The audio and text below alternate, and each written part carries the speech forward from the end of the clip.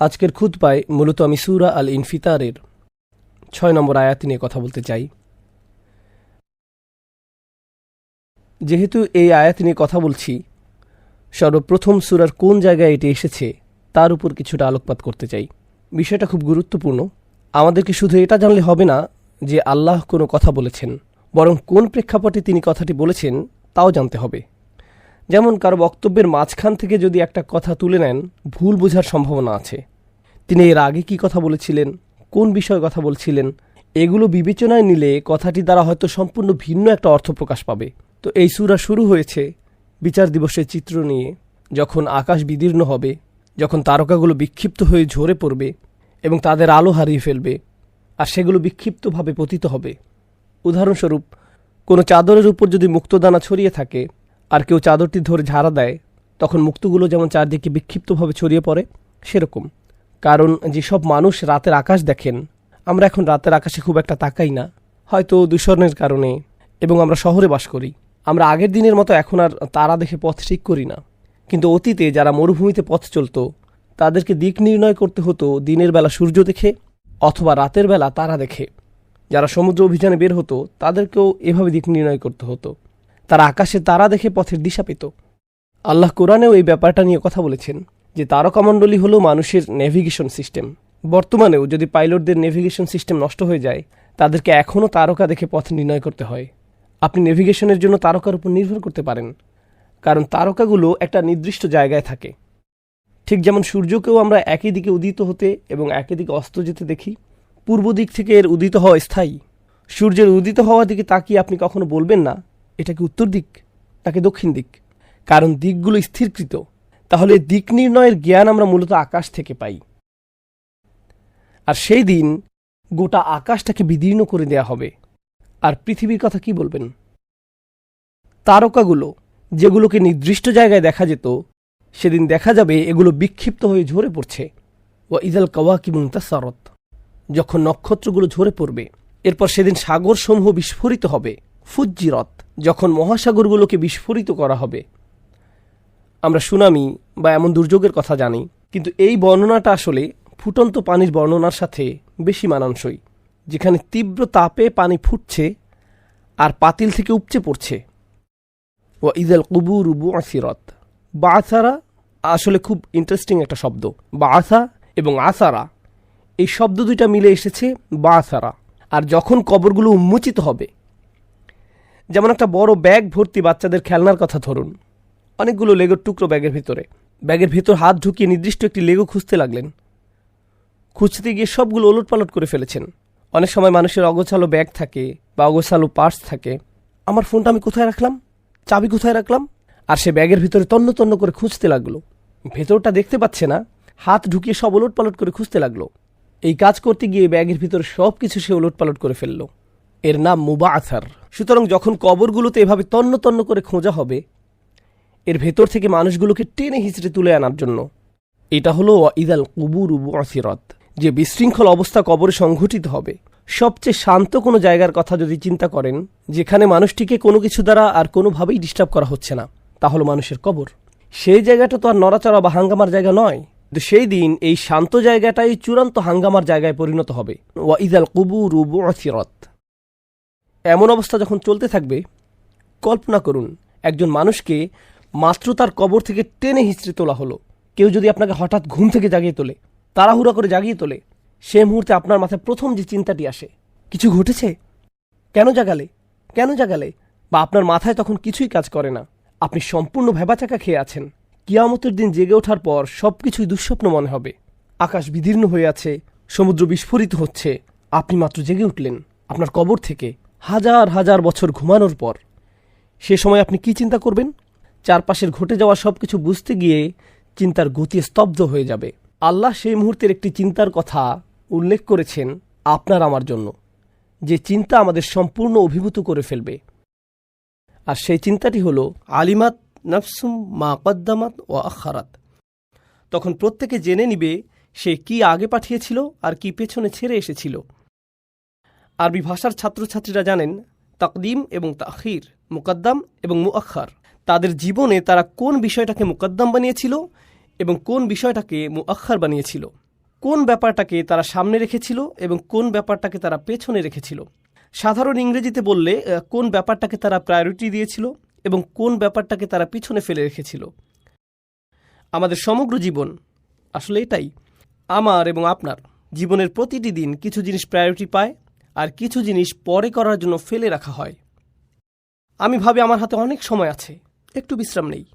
আমার বিশ্রাম তখন প্রায়োরিটি পায়। যে কাজ বাকি আছে তা পরে করা যাবে।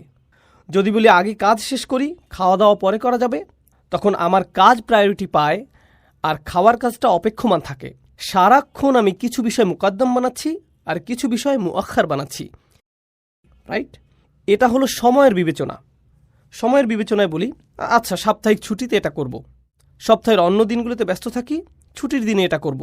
তাহলে আপনার চাকরি হয়ে গেল মুকদ্দম আর অন্য যে কাজ পরে করবেন সেটা হয়ে গেল মুআখার। সেই দিন চারপাশের ভয়ঙ্কর সব ব্যাপারের মাঝে আপনি শুধু একটি ব্যাপার নিয়ে চিন্তায় থাকবেন, কোন জিনিসটাকে সামনে রেখেছিলেন আর কোন জিনিসটাকে পেছনে রেখেছিলেন। কিন্তু এর দ্বারা অন্য কিছু বোঝায়। সেই দিন আপনি উপলব্ধি করব কোন কাজটা আসলেই বেশি গুরুত্বপূর্ণ ছিল আর কোন কাজটা ছিল কম গুরুত্বপূর্ণ। স্পষ্টতই যেটা সামনে রাখেন সেটা আপনার কাছে বেশি গুরুত্বপূর্ণ। আমাকে অমুক কাজটি আগে করতে হবে কারণ এটা আমার কাছে বেশি গুরুত্বপূর্ণ। এই মুহূর্তে এই কাজটা আমাকে করতেই হবে। সুতরাং আয়াতের উক্ত কথাটি এ সম্পর্কেও যে লোকটি সেই দিন উপলব্ধি করবে তার সমগ্র জীবন কোন কাজগুলোকে তার নিকট বেশি গুরুত্বপূর্ণ হিসেবে তুলে ধরেছে এবং তার সমগ্র জীবন কোন কাজগুলোকে তার নিকট কম গুরুত্বপূর্ণ হিসেবে তুলে ধরেছে। কোনটা বেশি গুরুত্বপূর্ণ ছিল আর কোনটা কম গুরুত্বপূর্ণ ছিল, কোনটা নিয়ে তার চিন্তা করা উচিত ছিল আর কোনটা নিয়ে তার চিন্তা করার দরকার ছিল না। যে কোনো সিদ্ধান্ত নেওয়ার পূর্বে কিছু কিছু ব্যাপার নিয়ে আমাদের চিন্তা ভাবনা করতে হয়।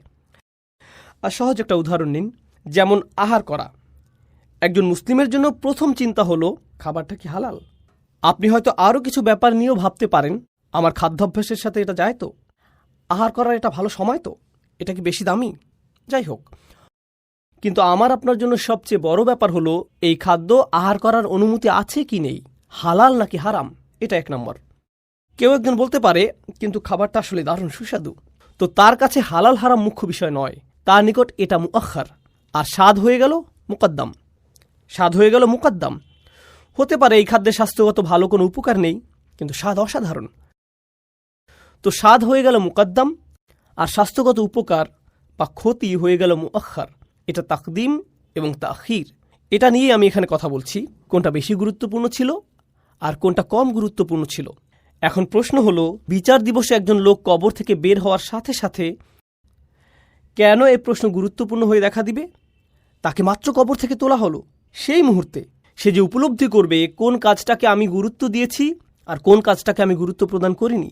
এই আয়াতের মাধ্যমে আল্লাহ আমাকে আপনাকে বলছেন, আমাদের জীবনে এমন অসংখ্য মুহূর্ত এসেছিল যখন আমার আল্লাহকে গুরুত্ব দেওয়ার কথা ছিল, অন্য কাউকে নয়, আমার নিজেকে নয়, আমার অনুভূতিকে নয়, আমার লোভকে নয়, অন্য একজনের অনুভূতিকে নয়, অন্য একজনের মতামতকে নয়, আমার চাহিদাকে না, তাদের চাহিদাকে নয়, আল্লাহ যেটা চান সেটা। কিন্তু আমি অন্য কিছুকে বাছাই করেছি, আমি অন্য কিছুকে মুকদ্দম বানিয়েছি, আমি অন্য একজনকে প্রাধান্য দিয়েছি বা অন্য কিছুকে প্রাধান্য দিয়েছি বা আমি আমার নিজেকে প্রাধান্য দিয়েছি। অন্য কিছু বেশি গুরুত্বপূর্ণ হয়ে গিয়েছিল। জানেন, আমরা যতই নিজেদের এই বলে বুঝ দেই না কেন যে এতে কোনো সমস্যা নেই, আমরা তখন আসলে নিজেদের সাথে মিথ্যে বলছি। বাস্তবতা হলো আল্লাহ এবং তার রসুল সাল্লাল্লাহু আলাইহি সাল্লাম যখন আমাদের কিছু বলেন, যখন তারা আমাদের বলেন অমুক কাজটি করা ভুল, যখন তারা আমাদের বলেন অমুক কাজটি করা বাধ্যতামূলক, তোমাকে এভাবে এটা করতে হবে, তারা এমনটা করছেন কারণ তারা আমাদের ভালো চান। আল্লাহ আমার ভালো চান এবং রসুল সাল্লাল্লাহু আলাইহি সাল্লাম আমার জন্য বেশি ভালো চান, এমনকি আমি আমার জন্য যত ভালো চাইতে পারবো তার চেয়েও। রসুল সাল্লাল্লাহু আলাইহি সাল্লাম নিজেকে এমন একজন হিসেবে বর্ণনা করতেন যিনি, জানেন তো, পতঙ্গ পোকামাকড় বাতি দেখলে কি করে, তারা তার উপর ঝাঁপিয়ে পড়ে, তারা আগুনে ঝাঁপিয়ে পড়ে, আর আপনি তাদেরকে হাত নেড়ে তাড়িয়ে দিতে চান, রাইট? এখন তো বাজারে মশা ধরার লাইটও পাওয়া যায়। প্রতিবার কোনো মশা এতে উড়ে এসে পড়ল, খটাস করে আপনি শব্দ শুনতে পান, রাইট? আমাদের রসুল সাল্লাল্লাহু আলাইহি সাল্লাম এরকম একটি উপমা দিয়েছেন। আর আমাদের যখন তাড়িয়ে দেওয়ার চেষ্টা করা হয় তখন আমরা বলি, আপনি কেন আমাকে কিছুই করতে দেন না, আমার জীবনটা কেন এত কঠিন করে তুলছেন, এত কঠিন কেন আপনি, আমাকে কেন পড়তে দেন না? আমাদের নিজেদের কাছে যেটাকে বেশি গুরুত্বপূর্ণ মনে হয় সেটা নিয়ে আমরা এতটাই বিভ্রান্ত। আর সেই দিন যখন সব কিছু উলটপালট হয়ে যাবে, আকাশ উলটপালট হয়ে যাবে, কবর উলটপালট হয়ে যাবে, সমুদ্র উলটপালট হয়ে যাবে, সেই মুহূর্তে শুধু একটি জিনিস ঠিক থাকবে, আর তা হলো আমাদের চিন্তা। এখন সব কিছু সঠিক নিয়মে আছে, কিন্তু আমাদের চিন্তাভাবনা উল্টো হয়ে গেছে। আর বিচারের দিন সব কিছু উল্টে যাবে, কিন্তু আমাদের চিন্তা সঠিকভাবে পুনর্বিন্যাস লাভ করবে। এখন আমি জানি কোনটাকে আসলে বেশি গুরুত্ব দেওয়া উচিত ছিল আর কোনটাকে ফেলে রেখেছিলাম। আজ আমার আলোচনার বিষয় আসলে এই আয়াত নয়। যে আয়াত নিয়ে কথা বলতে চাই তা হলো পরের আয়াত, ইয়া আইয়ুহাল ইনসান মা গাররাকা বিরব্বিকাল কারীম। হে মানুষ, ইয়া আইয়ুহাল ইনসান, হে মানুষ। প্রসঙ্গত, ইনসান দুটি জিনিসের সমন্বয়ে গঠিত। আল্লাহ যখন আমাদের মানুষ বলে সম্বোধন করেন, হে মানুষ, এর দ্বারা বোঝায় যে প্রচুর পরিমাণে ভুলে যায়, নিসিয়ান থেকে আগত, ও ভুলমনা সৃষ্টি। এভাবেই আল্লাহ আমাদের সম্বোধন করছেন। শব্দটি নিয়ে অন্যভাবেও চিন্তা করা যায়। উনস থেকে এটি আগত, যার মানে ভালোবাসা এবং দরদ। তোমরা ভালোবাসায় পূর্ণ এক সৃষ্টি, তোমরা ভালোবাসা পেতে চাও। বিড়াল আলিঙ্গনের প্রয়োজনীয়তা অনুভব করে না, কিন্তু শিশুরা চায় তাদেরকে কেউ ভালোবাসায় জড়িয়ে ধরুক। এমনকি বড়রাও চায়। তারা চায় সবার কাছে গ্রহণযোগ্য হতে। তারা চায় মানুষ তাদেরকে ভালোবাসুক, গ্রহণ করে নিক। আবার তারা ভালোবাসা দিতেও চায়। অন্য সৃষ্টির মাঝে সাধারণত এগুলো দেখা যায় না। ঠিক এই কারণেও আমরা ইনসান। আল্লাহ এই উভয় বৈশিষ্ট্য সহ আমাদেরকে ডাক দিচ্ছেন যখন তিনি আমাদের প্রতিটি মানুষকে লক্ষ্য করে কথা বলছেন। ইয়া আইয়ুহাল ইনসান, মানুষ। যখন আমরা এই আহ্বান শুনি, আমি তখন অন্য কারো কথা ভাবি না। আমি আগের দিনের কোনো জাতি নিয়ে ভাবছি না, বা অবিশ্বাসীদের নিয়েও ভাবছি না। আল্লাহ বলেননি ইয়া আইয়ুহাল কাফির, তিনি বলছেন ইয়া আইয়ুহাল ইনসান। তিনি আপনাকে আমাকে উদ্দেশ্য করে বলছেন। তিনি এমনকি বলেননি সেই দিন আল্লাহ বলবেন। শুধু এই শব্দগুলো সেদিন বলা হবে। তাই আমরা জানি না কে এখানে কথা বলছেন, এখানে কয়েল কে। এ সম্পর্কে একভাবে চিন্তা করা যায়, আল্লাহ নিজে এই কথাগুলো আমাদের বলছেন। এ নিয়ে অন্যভাবেও চিন্তা করা যায়। ব্যাপারটা এরকম, যখন বিচার দিবস আসবে তখন উপলব্ধি করবেন কোন কোন ব্যাপারগুলোকে আপনি বেশি গুরুত্ব দিয়েছিলেন, অথচ কোন কোন ব্যাপারগুলোকে বেশি গুরুত্ব দেওয়া উচিত ছিল। কেমন করে যেন খুব সহজেই আপনার রবের কথা ভুলে যেতেন, খুব সহজেই আপনার প্রভুকে পরিত্যাগ করতেন। মা গাররাকা বিরব্বিকাল কারীম। মা এখানে প্রশ্নবোধক শব্দ।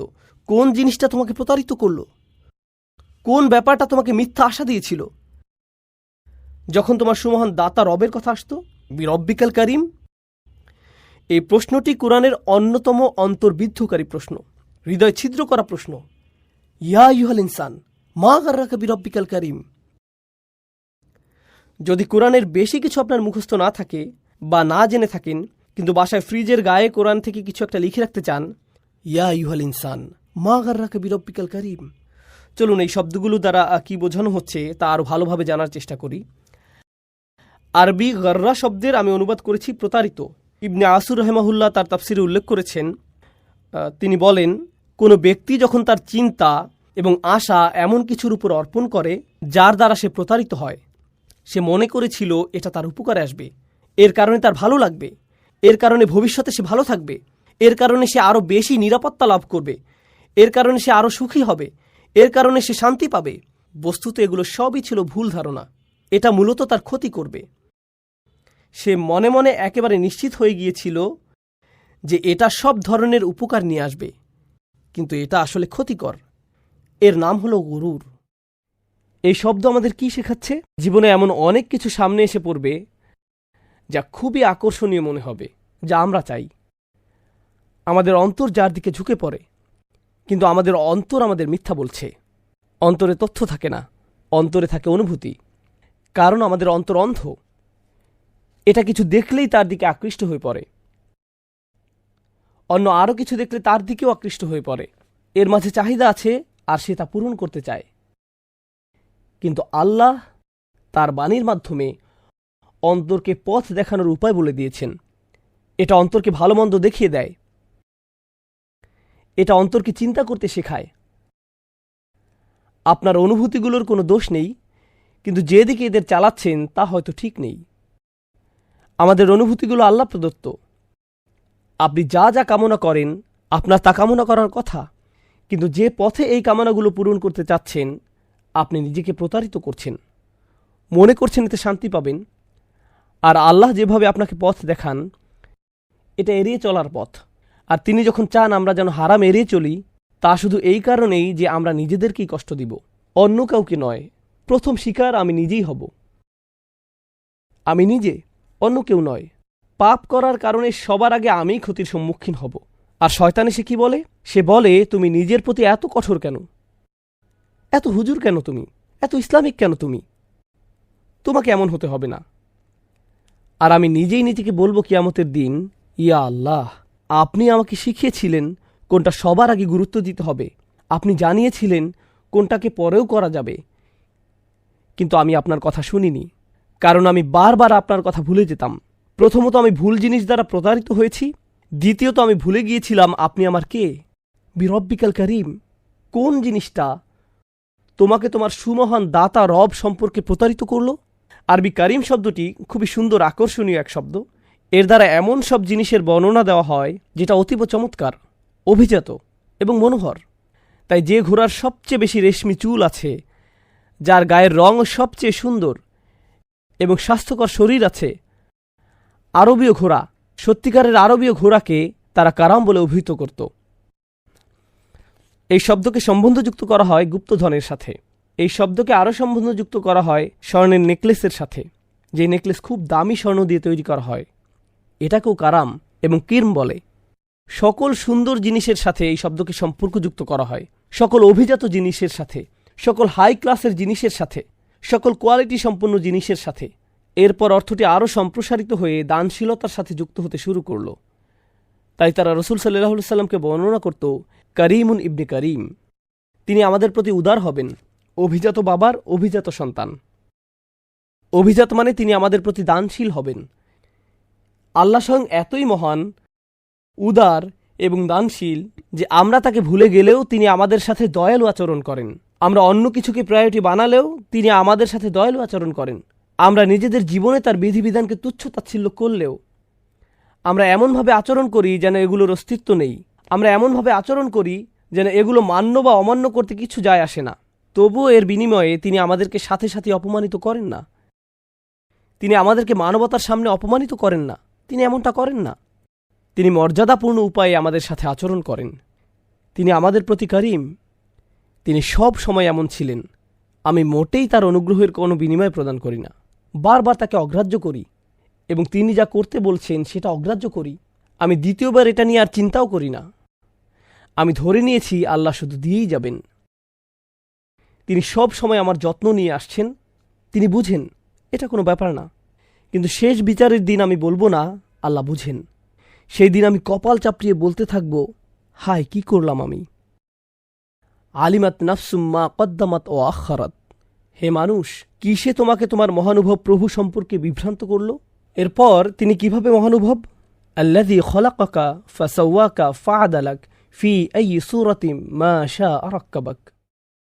যিনি তোমাকে সৃষ্টি করেছেন, অতঃপর তোমাকে ভারসাম্যপূর্ণ করেছেন যেন তুমি দুই পায়ে হাঁটতে পারো। তিনি তোমাকে ভালো মন্দের পার্থক্য করার যোগ্যতা দিয়েছেন।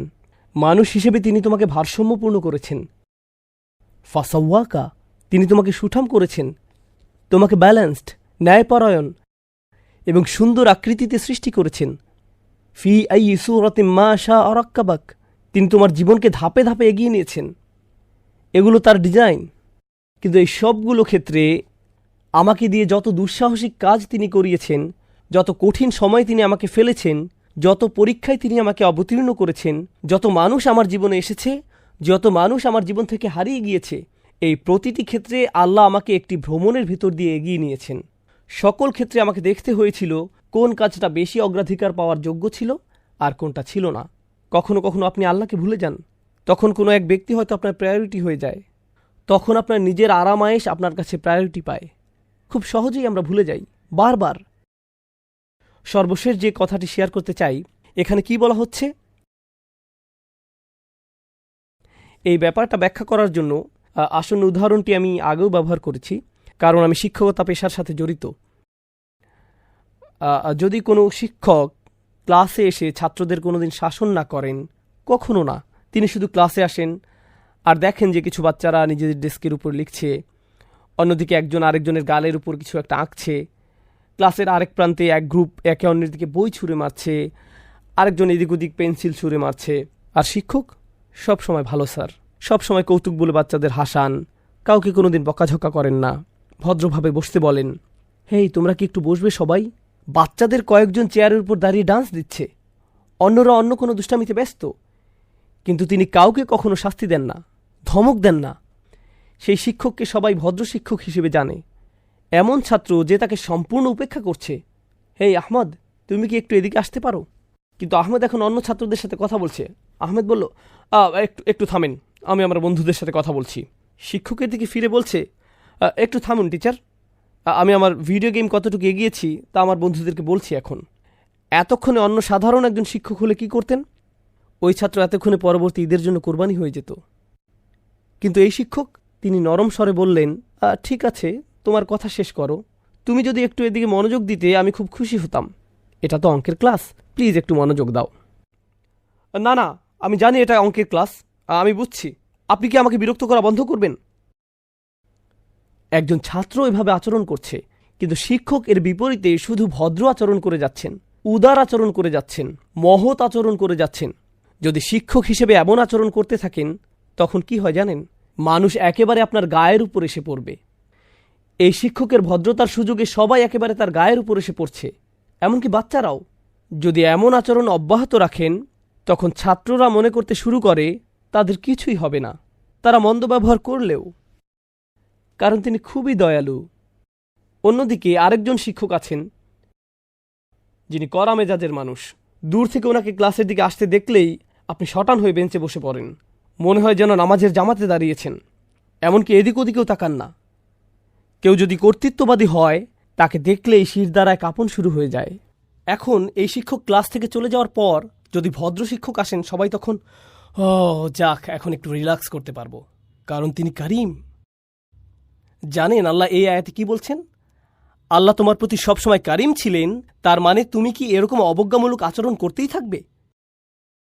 আমি তোমার সমগ্র জীবন ধরে তোমার প্রতি কারিম ছিলাম, তুমি আমাকে মান্য করলেও বা অমান্য করলেও।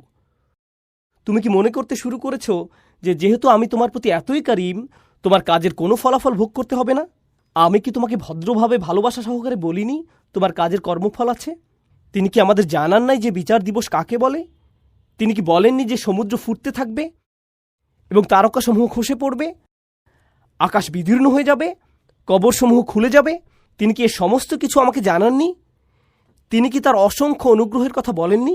তিনি কি আমাকে একেবারে ঝাঁকি দিয়ে বলেননি যখন তীব্র কম্পনের সাথে জিজ্ঞেস করা হবে, ইয়া ইউহাল ইনসান, হে মানুষ, কিসে তোমাকে বিভ্রান্ত করলো, কিসে তোমাকে প্রতারিত করলো? গাররাকা অতীতকাল, গাররা নাসারার মতো অতীতকাল। এরকম অতীতকালীন ক্রিয়া দ্বারা বোঝানো হচ্ছে অনেক দেরি হয়ে গেছে। কিন্তু এই মুহূর্তে আমরা তো বিচার দিবসে দাঁড়িয়ে এটি পড়ছি না, আমরা তো এটা এখন দুনিয়াতে থেকেই পড়ছি। সুতরাং আল্লাহ আমাদেরকে ভবিষ্যতের একটি চিত্র দেখাচ্ছেন, যেটা কিয়ামতের দিন ঘটবে, কিন্তু এখনই এই মুহূর্তে তিনি আমাদের এটা জানার সুযোগ করে দিয়েছেন। সুতরাং বর্তমানে যদি ভবিষ্যতের কোনো চিত্র দেখতে পান যে এমন একটি দিন আসবে যেদিন আমি উপলব্ধি করব কোনটাকে আমার বেশি গুরুত্ব দেওয়ার দরকার ছিল কিন্তু আমি সঠিক সিদ্ধান্ত গ্রহণ করিনি, এরপর আমাকে বলা হবে কোন জিনিস তোমাকে প্রতারিত করলো তোমার মহামহিম পালনকর্তা সম্পর্কে, সাথে সাথে আমার হুঁশ হবে এবং উপলব্ধি করব যে কিয়ামত এখনও সংঘটিত হয়নি, আমি এখনও এই দুনিয়াতে আছি, এই মুহূর্তে আমার অবস্থান এখানে, শেষ বিচারের ময়দানে নয়। জানেন তাহলে এখন প্রশ্নটির অর্থ কি? নিজেকে প্রতারিত করার জন্য কোন কোন জিনিসগুলোকে আমি বারবার সুযোগ দিয়েছি সুদূর অতীত থেকে আজ পর্যন্ত? তা কি ছিল নিজের জীবনের সাথে সংশ্লিষ্ট কিছু মানুষ, নিজের কামনা বাসনা, নিজের লোভ লালসা, নিজের স্বার্থপরতা, নিজেকে প্রবোধ দেয়া মিথ্যাগুলো? কি ছিল সেটা নিজের ভিতরে? সেটা কি ছিল নিজের ভেতরের কোনো ঘোর তমাশা? কি ছিল সেটা যেটা আমাকে বহু দূরে প্রতারিত করে নিয়ে গেল? নিজেকে পরিবর্তন করার সময় এসে গেছে। এই ধরনের আয়াতগুলো আমার আপনার জন্য জীবন পরিবর্তনকারী আয়াত।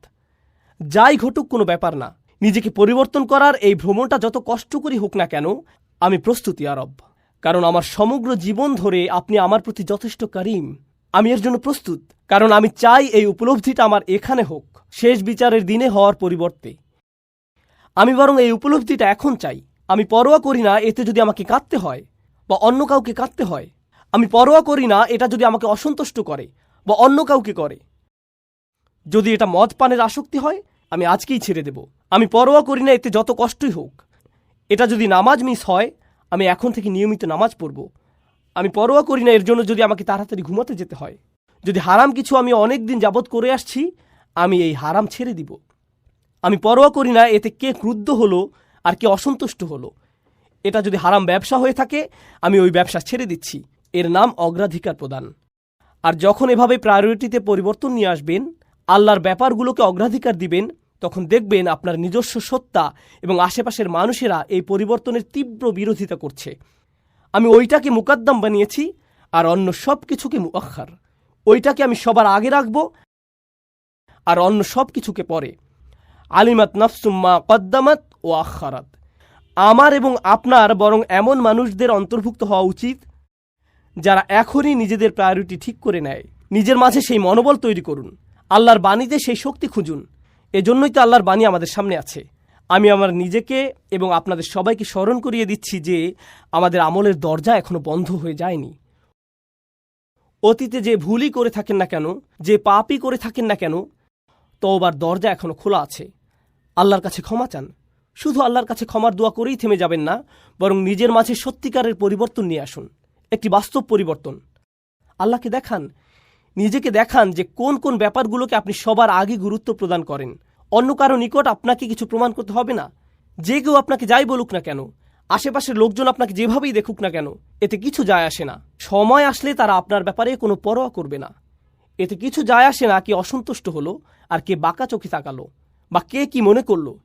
এই পৃথিবীর সব কিছুই উপলব্ধির ব্যাপার। একমাত্র যে উপলব্ধিটি এখানে গুরুত্ব পাওয়ার যোগ্য তা হলো নিজেকে আপনি কিভাবে দেখেন, আল্লাহ আপনাকে কিভাবে দেখেন। এই ব্যাপারটা যখন আপনার কাছে পরিষ্কার হয়ে উঠবে, কেবল তখনই আপনি পরিবর্তনের জন্য প্রস্তুত। আর যদি তা না হয়, তবে যে ধ্রুবকগুলোকে আমরা প্রতিনিয়ত দেখছি, যেগুলো জীবনের অংশ, যেগুলো সব সময় বর্তমান থাকে, আল্লাহ বলছেন যদি তারকারাজির যেখানে থাকার কথা সেখানে না থাকে, সমুদ্রগুলোর যেখানে থাকার কথা সেখানে না থাকে, সেগুলো এখন তো আর স্থায়ী কোনো জিনিস নয়, তখন মানুষের অভিমতকে কেন তুমি স্থায়ী কিছু মনে করছো? নিজের প্রায়োরিটি ঠিক করুন। আমাকে আমার অগ্রাধিকারগুলো ঠিক করতে হবে। আল্লাহ আজ্জা ওয়া জাল্লা আমাদেরকে তাদের অন্তর্ভুক্ত না করুন যারা প্রতারিত হয়, যারা তাদের রবের উদারতার এমন সুযোগ গ্রহণ করে যে শেষ বিচারের দিন ক্ষতিগ্রস্ত হয়। আল্লাযী খলাকাকা ফাসাওয়াকা ফাআদালাক ফি আইয়ি সূরাতিন মা শাআ রাক্কাবাক। নিজের ফ্রি সময়, আমি আবার বলছি, এটা সূরাতুল ইনফিতার। আমি চাই আপনারা নিজের ফ্রি সময়ে গোটা সূরাটি একবার পড়ে ফেলুন। যদি শুধু অনুবাদ পড়া সম্ভব হয় তবুও পড়ুন এবং চিন্তা করুন, গভীরভাবে ভাবুন আল্লাহ ছোট্ট এই সূরায় আমাদের কি বলেছেন। এটা এমনকি এক পৃষ্ঠাও না, অতএব এটা বড় কোনো বাড়ির কাজ নয়। এক পৃষ্ঠাও না। পড়ার টেবিলে বসুন নিজের জন্য। এ নিয়ে আপনাকে অন্য কারোর সাথে কথা বলতে হবে না, এবং গভীরভাবে ভেবে দেখুন আল্লাহ এখানে কি বলছেন, আপনাকে উদ্দেশ্য করে তিনি কি বলছেন এই সূরার ভিতরে। বারাকাল্লাহু লি ওয়া লাকুম ফিল কুরআনিল হাকিম ওয়া নাফা'নি ওয়া ইয়্যাকুম বিল আয়াতি ওয়া যিকরিল হাকিম।